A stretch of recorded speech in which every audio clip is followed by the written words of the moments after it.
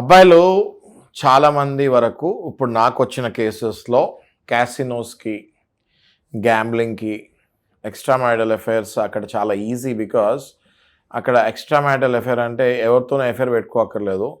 అక్కడ చాలా మటుకు ఈ సెక్షువల్ ఇవి లీగల్గా ఉంటాయి. So they go to the casino bars and they get along with the girls over there. దానివల్ల అనేక sexual transmission diseases, okay, STDs ఇవి వస్తున్నాయి.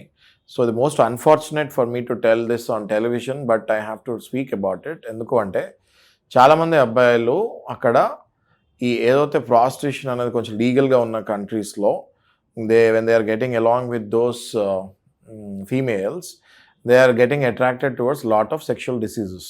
ఆ డిసీజెస్ మళ్ళీ వీళ్ళు ఇంటికి వచ్చి వాళ్ళ వైఫ్స్కి అంటిస్తాం జరుగుతుంది.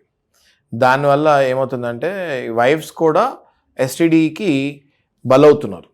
సో స్లోగా అట్లాంటి పరిస్థితులలో అమ్మాయిలు డివోర్స్కి వెళ్ళాల్సి వస్తుంది, లేక దూరంగా ఉండాల్సి వస్తుంది. లైక్ ఎప్పుడైతే వీళ్ళు దూరంగా ఉంటున్నారో వీళ్ళు మళ్ళీ ఫిజికల్ యాక్సెప్టెన్స్కి ఫోర్స్ చేసినప్పుడు they are going for divorce. Okay, ఇక అక్కడ మీకు ఎంత విచిత్రం అంటే నాగరాజ్ గారు, మానసికంగా ఏ సపోర్టు అక్కడ అమ్మాయికి దొరకదు. తల్లి తండ్రి ఇక్కడ ఉంటారు.